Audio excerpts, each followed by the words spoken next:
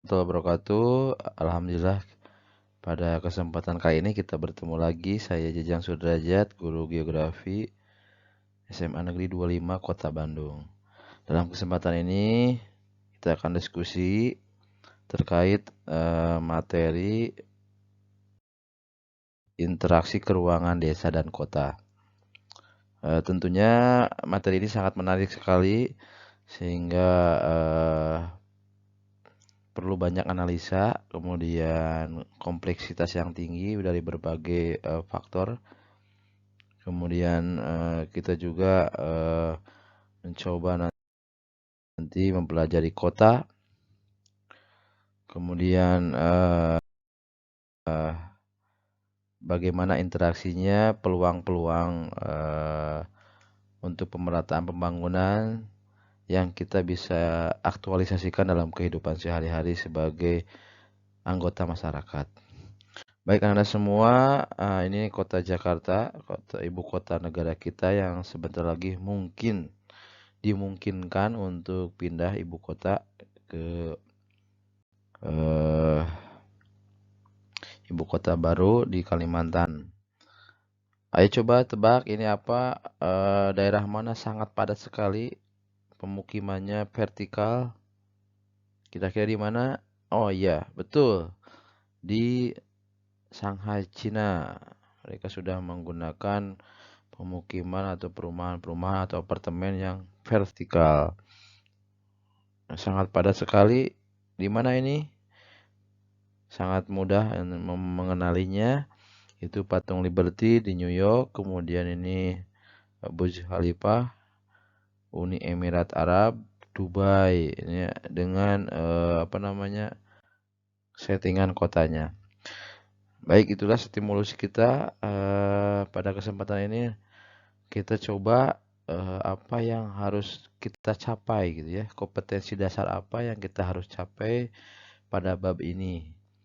Sangat tinggi sekali, yaitu kata kerja operasionalnya menganalisis struktur keuangan desa dan kota, interaksi desa dan kota, serta kaitannya dengan usaha pemerataan pembangunan.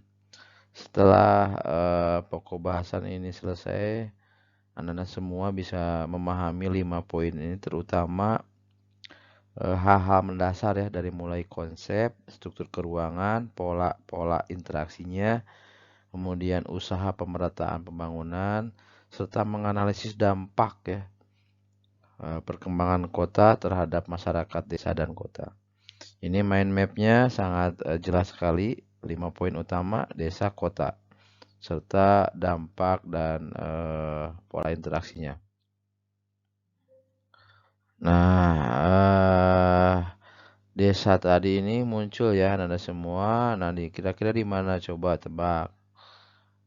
Nah, ini Kampung Wairebo. Kampung Wairebo. Ini sejenis dusun ya.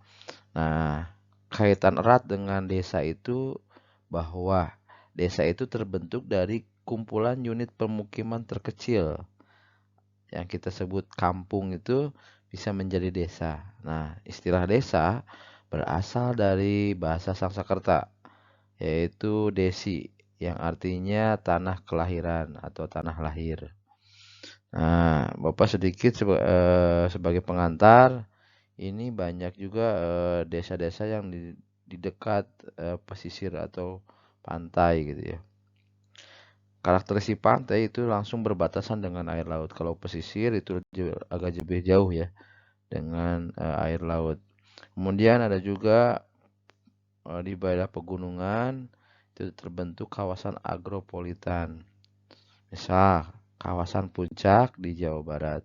Ciri khas desa tentunya syarat desa itu ditetapkan oleh peraturan daerah atau pemerintah ya, dengan mempertimbangkan inisiatif masyarakat desa, asal-usul, adat istiadat, kondisi sosial budaya dan kemampuan serta potensi desanya. Kemudian syarat-syarat pembangunan desa tercantum dalam Undang-Undang Nomor 6 Tahun 2014. Sangat banyak sekali. Nah, ciri khas desa juga sangat detail dari Dirjen Pembangunan Desa. Salah satu khas desa adalah bahwa mata pencahariannya didominasi itu sebagai petani dengan sektor pertanian tentunya. Nah, kriteria kawasan pedesaan tercantum dalam PP nomor 15 tahun 2010. Sangat banyak sekali. Kawasan pedesaan atau klasifikasinya itu bisa berdasarkan luas, jumlah penduduk, kepadatan. Pada tabel ini itu tentunya yang diutamakan itu jumlah penduduk. Jika kurang dari 800 itu termasuk desa terkecil. Terus dan seterusnya sampai desa terbesar itu lebih dari 3.200. Ada juga berbagai literatur lain itu 3.000 bahkan 5.000 jiwa. Nah, hal-hal yang lain seperti luas wilayah, kemudian kepadatan penduduk itu penting, namun di antara tiga ini adalah jumlah penduduk menjadi patokan utama. Untuk kepadatan penduduk itu adalah jumlah penduduk dalam 1 km. Jika jumlah penduduknya dalam 1 kilometernya banyak, itu disebutnya desa terbesar, besar, sedang, kecil. Semakin kecil, semakin terkecil. Kurang dari 100 jiwa per kilometer. Oke. Untuk selanjutnya adalah fungsi desa. Fungsi desa ini langsung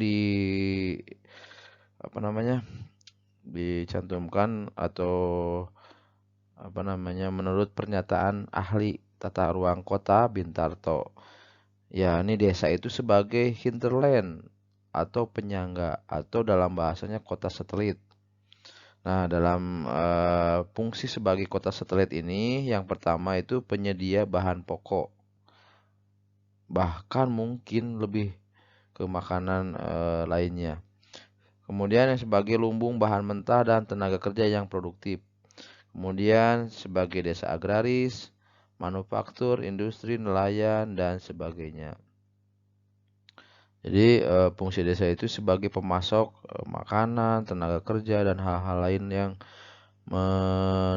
menyokong ya kebutuhan-kebutuhan di kota.